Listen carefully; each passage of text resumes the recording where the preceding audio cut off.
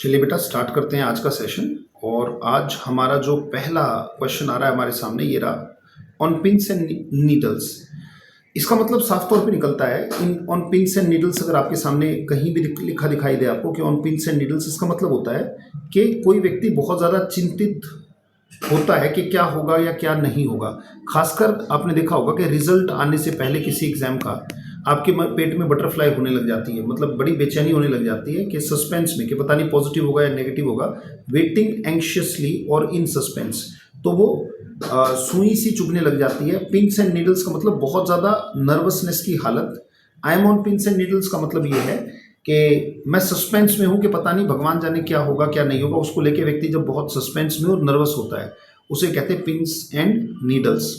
जैसे अगर कोई लेडी प्रेग्नेंट है, बेटा होगी बेटा होगा, बेटी होगी, क्या होगा क्या नहीं होगा, कैसे नहीं होगा, उस चीज़ को लेकर बहुत बार जो पेरेंट्स हैं वो किस में हो जाते हैं, या कैसे होगा, कोई कॉम्प्लिकेशन तो नहीं हो जाएगी। Before every delivery mother and father feel या parents feel on pins and needles. Next, turn a deaf ear. इसका मतलब ये होता है कि सुनकर भी अनसुना कर देना, कि आपने सुन लिया पर फिर भी आपने पूर्णतया इग्नोर कर दिया। सुनकर अनसुना कर देना, जैसे टीचर बार बार आपको कहे कि मेहनत करनी है, but you turn a deaf ear to the teacher. इसका मतलब होता है सुनकर भी अनसुना कर देना। इसका मतलब इग्नोर से है बेटा, इग्नोर और pay no attention, that is called turn a. कई बार कहते हैं ना, don't turn a deaf ear to me. इसका मतलब बातों को सुनकर भी अनसुना मत करो। नेक्स्ट बेटा, pour cold water on an idea. इसका मतलब होता है बिल्कुल हताश कर देना, कोई आइडिया हताश कर देना या प्लान को कैंसिल करवा देना, चीज़ों को डिस्करेज कर देना।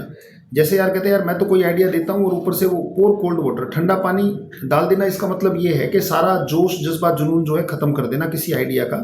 जैसे मान लीजिए कि आपका दोस्त कहता है कि यार, जैसे मतलब 4-5 दोस्त हैं, सर्कल बना के बातें कर रहे हैं कि यार चलो कुछ घूमने चलते हैं पहाड़ों की तरफ। कहते नहीं यार बारिश बहुत हो रही है, लैंडस्लाइडिंग होगी और कहीं मरम मुर ना जाए, तो एक काम करते हैं कैंसिल। तो इसका मतलब आपने क्या किया, उनके हिल स्टेशन जाने के प्लान पे you poured cold water on an idea. इसका मतलब डिस्करेज और शो डिसअप्रूवल, कि नहीं भाई मैं इस आइडिया में आपके साथ नहीं हूँ, मैं डिसअप्रूवल दिखाता हूँ और खुद दिखाता नहीं हूँ, दूसरों को डिस्करेज भी कर देता हूँ ठंडा पानी डालकर। Next, lead someone up the garden. इसमें देखो वर्ड तो लीड आ रहा है बेटा, पर इसका जो मतलब निकलता है वो निकलता है mislead. Mislead, lead someone up the garden का मतलब है no leading at all, mislead करना बेटा, ये रहा मिसलीड समवन। जैसे आजकल के जो लीडर्स हैं, they are leading you up the garden. खासकर जो टेररिस्ट भी होते हैं वो क्या करते हैं, किसी बच्चे को बरगलाने के लिए they lead him up the garden. तो lead someone up the garden का मतलब होता है मिसलीड करना, किसी को दिशा भ्रम देना ताकि उसको गलत रास्ते पर चलाया जा सके। जैसे sometimes neighbours try to lead the youngsters up the garden.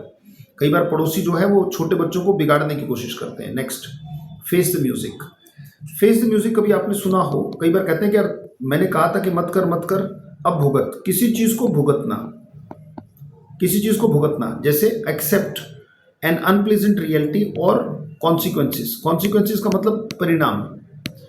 इसका मतलब ये भी हो सकता है कि कुछ गलत गलत हो गया है, उसको आपको निपटना पड़ेगा और परिणाम को भुगतना। कहते यार now face the music of your mistakes. इसका मतलब जो परिणाम निकल रहे हैं अब आपको वो एक्सेप्ट करने ही पड़ेंगे, जो अनप्लेजेंट रियलिटी अब निकल के आई वो भुगतना ही पड़ेगा। तो जैसे आपने कहा you were lazy through out the year and you got failed, now face the music. इसका मतलब अब जो कॉन्सिक्वेंसेज निकले हैं वो आपको एक्सेप्ट करने पड़ेंगे, face the music. Strain every nerve, इसका मतलब होता है पुट ऑल द एफर्ट्स, पूरा प्रयास करना बेटा, फुल एफर्ट डालना, पूरा प्रयास करना होता है किसी चीज में, पूर्ण एफर्ट डालना, एक एक नस नाड़ी की ताकत लगा देना होता है। स्ट्रेन एवरी नर्व, इसका मतलब try as hard as possible, यही है पूरा प्रयास करने का मतलब, कि पूरी जितनी कोशिश हो सकती थी वो पूरी ताकत लगा देना। That's called strain every nerve. Next, wash my hands of the matter. इसका मतलब होता है कहते भाई इस मामले से मेरा कोई लेना देना नहीं है, मेरा कोई लेना देना नहीं है। जब ये दिखाना हो कि भाई मेरा कोई लेना देना नहीं है, I wash my hands of the matter. इसका मतलब कहने का मतलब ये है कि भाई मेरा कोई लेना देना नहीं है। जब मैं ये दिखाता हूँ कि I wash my hands of the matter, तो बेटा बात ये निकल के आती है, ये withdraw, I withdraw my help in a difficult situation. इसका मतलब ये होता है, जैसे मान लीजिए कि आपका अभी तक 20 साल से आप दोस्त थे, उसको जरूरत पड़ गई, मान लीजिए उसने कोई, उसके हाथ से कोई क्राइम हो गया और अब आपको कह रहा है कि भाई तुम मेरे गवाह बन जाओ, तो कहते ना भाई मैं गवाह नहीं बनूंगा तेरा, I wash my hands of your matter. इसका मतलब I withdraw my help in that difficult situation, that is called, ये जितने को अंडरलाइन किया ये इसका मीनिंग है बेटा। Next, call someone's bluff. Call someone's bluff का मतलब होता है बेटा कि जो तुम कह रहे हो उसको प्रूव करके दिखाओ। जैसे मान लीजिए कि आप पर एक कोई ब्लेम लगा रहा है कि भाई तेरा जो मोबाइल है ना वो इसने चुराया है, तो आप कहते हो कि I call your bluff, I call your bluff and now give the evidence that I have stolen the mobile. जब आप कहते हो कि इस बात को प्रूव करके दिखाओ, challenge someone to prove their claim, कहते हैं जो कह रहा है कि मैंने फोन चुराया है तो उस चीज के प्रूफ दिखा। तो जब किसी से प्रूफ मांगे जाते हैं तो कहते हैं आई कॉल योर ब्लफ। इसका मतलब ये है कि जो तू कह रहा है, जो तू बोल रहा है उसके मुझे सबूत दे। चैलेंज समवन कहते हैं आई डेयर, मतलब इसका मतलब एक तरीके से ये हो गया कि I dare you, right, I dare you to proof. इसका मतलब मैं चुनौती देता हूं कि साबित करके दिखा अपने क्लेम को। डिग वंस ऑन ग्रेव, इसका मतलब ग्रेव माने शमशान घाट। बेटा अपनी कब्र खुद खोदना, ग्रेव का मतलब कब्र भी होता है ना, तो अपनी कब्र खुद खोदना होता है। डिग वंस ऑन ग्रेव, अपने पैर पर खुद कुल्हाड़ी मारना, यानी कि अपना ही नुकसान करना, खुद का ही नुकसान कर लेना, स्वयं का ही नुकसान कर लेना बेटा, that is called dig one's own grave. खुद का ही नुकसान कर लिया, cause trouble to oneself. कहते भाई अगर तू ऐसा कुछ कर रहा है तो you are digging your own grave, मतलब तू फैमिली को बताए बिना अगर कुछ भी बड़ा सोच रहा है तो फैमिली वालों को कम से कम पता होना चाहिए what you are doing. If you are doing anything negative you are digging your own grave, आप खुद अपना नुकसान कर रहे हो। Next, hit the wrong nail, ये बड़ा प्यारा एक्सप्रेशन है। नेल का मतलब कील होती है, हथौड़ा आप ऐसी कील पर मार रहे हो जिस पर कोई काम होना ही नहीं है, मतलब रोंग नेल, नेल का मतलब कील होती है ना, तो हथौड़ा कर रहे हो, हैमरिंग द जो है रॉन्ग नेल। इसका मतलब ये होता है कि आप किसी निर्दोष व्यक्ति पर आरोप लगा रहे हो, एक्यूज द रॉन्ग पर्सन। कहते भाई तू यार गलत आदमी को छेड़ रहा है, उसने कुछ नहीं किया गलत, you are hitting the wrong nail.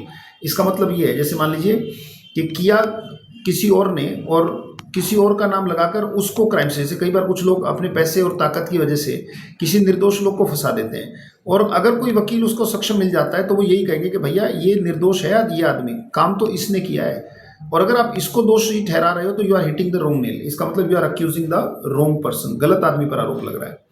Pen in the नेक, सोचो अगर गर्दन में दर्द हो जाए तो इसका मतलब वो बहुत ज़्यादा इरिटेटिंग होता है, मतलब ना गर्दन मुड़ सकती है ना सीधी। पेन इन द नेक का मतलब होता है ऐसी कोई भी चीज़ जो आपको झल्लाहट से भरती हो बेटा, जो आपके अंदर झल्लाहट, जैसे आपका दोस्त है वो उसकी जो सुस्ती है, जो ढीलापन है, वो it is a pain in the neck. इसका मतलब very irritating for you, very irritating. Some people poke their finger into their nose publicly, it's a pain in the neck. इसका मतलब वेरी इरिटेटिंग, राइट। कुछ लोग गुटखा उटका खाते हैं, कहीं भी थूक देते हैं, it's a pain in the neck, very irritating. Beat one's head against a brick wall, इसका मतलब होता है बेटा किसी चीज़ को, इसको एक और तरीके से कहते हैं, जैसे कहते हैं milk the bull, you are trying to milk the bull. इसका मतलब होता है कोई चीज़ जो इम्पॉसिबल है उसे करने की कोशिश करना, to try to do something impossible, waste efforts on the impossible. ऐसी कोई चीज़ जो पॉसिबल नहीं है उस पर जो है टाइम खराब करना। कहते हैं भाई वो एक नंबर का झूठा आदमी है, and if you are trying to make him understand you are beating your head against a brick wall. दीवार में सर मारेगा और दीवार फूलों की हो जाएगी, ऐसा बिल्कुल नहीं है। You are trying to do something impossible, यानी कि आप किसी ऐसी चीज को करने की कोशिश कर रहे हो जो पॉसिबल नहीं है। Go to the ends of the earth, इसका मतलब बात वही आ गई, जितना हो सकता है, try as hard as possible, do anything however difficult, पूरा प्रयास करना, भरसक प्रयास करना पूरा। जैसे स्ट्रेन एवरी नर्व पढ़ा था आपने इसी सेशन में, पूर्ण प्रयास करना, भरसक प्रयास करना, पूरा प्रयास करना, that is called go to the ends of the earth. यानी कि धरती है, इस कोने से इस कोने तक बार बार जाऊंगा, यानी कि जो हो सकता है वो सब करूंगा और लगातार करूंगा। डू एनीथिंग हाउएवर डिफिकल्ट, आप कह सकते हो कि I will go to the ends of the earth to crack the exam, I will do anything however difficult, दिक्कत कितनी भी आए मैं काम करके मानूंगा। नेक्स्ट बेटा, बी इन हॉट वाटर, यहाँ पे हॉट वाटर कहीं भी आ जाए, हॉट वाटर हो, हॉट टीन हो या इन द पिकल हो, इसका मतलब प्रॉब्लम ही होता है। हॉट वाटर का मतलब क्या है? प्रॉब्लम, समस्या। तो I am in hot water का मतलब है टू बी इन ट्रबल। जैसे वो जो है स्टेज पर आकर उसने जो प्रेजेंटेशन देनी थी वो प्रेजेंटेशन बीच में भूल गया, and now he is in trouble, इसका मतलब he is in hot water. Next, off and on, off and on का मतलब होता है बेटा once in a blue moon. इसका मतलब लगातार नहीं करते उस काम को, बट ऑफ एंड ऑन का मतलब है किसी चीज को इरेगुलरली कर लेते हैं, इसी को कहते हैं once in a blue moon. ये भी इसका भी मतलब होता है कभी कभार, ये भी एग्जाम में बहुत बार आता है, once in a blue moon. इसका मतलब ऑफ एंड ऑन, इरेगुलरली, मतलब नॉट कॉन्टिन्यूसली, पर कभी कभार ऐसा होता है, इरेगुलरली होता है, ऑफ एंड ऑन। जैसे आपने कहा I go to temple off and on, इसका मतलब है once in a blue moon, कभी कभी चले जाते हैं। लेफ्ट इन द लर्च, इसका मतलब किसी को बीच मझधार में छोड़ देना, इस समय पर छोड़ना जहां पर उसको सबसे ज्यादा हो सकता है जरूरत हो और आप उसे छोड़कर भाग जाओ, बीच मझधार में, यानी कि in the middle of difficulties. ऐसी कंडीशन में छोड़ना, जिस कंडीशन में छोड़ना बनता नहीं, that is called leave somebody in the lurch. Many children leave their parents in lurch, किसी को त्याग देना, खासकर इन अ प्रॉब्लमेटिक टाइम। अबेंडन का मतलब त्यागना होता है, शन करना भी हमने पढ़ा था। तो किसी को त्यागना खासकर तब जब उनको आपकी जरूरत हो, that is called leave somebody in the lurch. तो इसका मतलब अबेंडन होगा बेटा। नेक्स्ट क्वेश्चन देखो, जो 30 तारीख 7/2025 में पूछा गया, गो बरसर्क। गो बरसर्क, अगर हम गो बरसर्क की बात करें तो इसका बरसर्क का मतलब एग्जैक्टली होता है गो मैड। और अगर कोई पागल हो गया और पागलों की तरह बिहेव करे तो इसका मतलब act calmly, sit quietly, follow the strict rules, ये तो समझदारी का है। बिहेव वाइल्डली, वाइल्डली का भी तो मतलब मूर्खों की तरह है। गो बरसर्क का मतलब, जैसे प्रोटेस्टर्स जो थे, दे वेंट बरसर्क, वो पागल हो गए और गाड़ियां वाड़ियां तोड़ने लगे। जो प्रदर्शनकारी थे, they went berserk and they started breaking the vehicles and they torch the vehicles, यानी कि उनमें आग लगा दी। तो गो बरसर्क होता है पागलों की तरह बिहेव करना, that is called behave wildly. Next है sit back on one's achievements, जो प्राप्त कर लिया है उसी पे रिलैक्स करना, कुछ ज्यादा करने की कोशिश ना करना। जैसे कोविड-19 जब आया, उनमें मैं भी अपना नाम लेता हूं, तो क्योंकि 15 साल लगभग 15-16 साल काम करने के बाद कोविड-19 आया, तो हमने सोचा चलो अब छुट्टी कर लेते हैं, हमें क्या पता है छुट्टी बहुत लंबी हो जाएगी। तो बहुत बार क्या हुआ, जो पुराने टीचर्स थे वो बड़ी लेट ऑनलाइन आए, बहुत लेट। तो ऑनलाइन ना आ पाने की वजह से, क्यों, उन्होंने क्या किया कोविड में, they set back on their achievements, क्योंकि अचीव बहुत कुछ कर लिया था। तो इसका मतलब they stop trying after success, success खूब हुई, राइट, और उसके बाद उन्होंने कोशिश करना बंद कर दिया। They set back on their achievements, इसका मतलब ये होता है कि जो कर लिया उसी पर संतुष्ट हो जाना और कोशिश ना करना, that's called stop trying after success. Next, go with the flow, जैसा हो रहा है वैसा होने दो। गो विद द फ्लो, इसका मतलब जैसा हो रहा है वैसा होने दो, चीजों में कुछ ज्यादा बदलाव मत करो, यानी कि जैसा लोग कर रहे हैं वैसा ही करते जाओ। यानी कि जो भी ट्रेंड्स है, जो भी ट्रेंड में चल रहा है उसके हिसाब से चीजों को करो, राइट। फॉलो मोस्ट डू, यानी कि जो सभी कर रहे हैं वैसा ही करो। गो विद द फ्लो का मतलब है गो विद द ट्रेंड, यानी कि इसका मतलब है जो भी ट्रेंड में चल रहा है, यानी कि जो भी लोग कर रहे हैं वैसा ही करो, तो फिर आपका बिजनेस चल जाएगा। गो विद द ट्रेंड, जैसे आजकल अगर हम देखें तो बहुत सारे जो ऑनलाइन शॉपिंग वाला जो पोर्टल चला है, तो अगर आपका ऑनलाइन प्रेजेंस नहीं है तो फिर बड़ी दिक्कत हो रही है शॉपकीपर्स वगैरह को, if there are not online. तो you have to go with the flow, यानी कि जैसा ट्रेंड है वैसा काम करना पड़ेगा। Follow what most do. Next, peace and quiet. Peace and quiet जैसा वर्ड ही कह रहा है बेटा, इसमें तो कोई ऐसा खास नहीं है। पीस एंड क्वाइट का मतलब है बहुत ही ज्यादा काम एंड साइलेंट एटमोस्फियर। जैसे मान लीजिए कि अगर मुझे ये सेशन डालना है तो बैकग्राउंड में मुझे क्या चाहिए, बैकग्राउंड में मुझे यही तो चाहिए। अगर बैकग्राउंड में बहुत शोर आ रहा हो तो ये क्लास आपकी कैसे बन पाएगी, यानी कि काम एंड साइलेंट एटमोस्फियर चाहिए इस सेशन को डालने के लिए।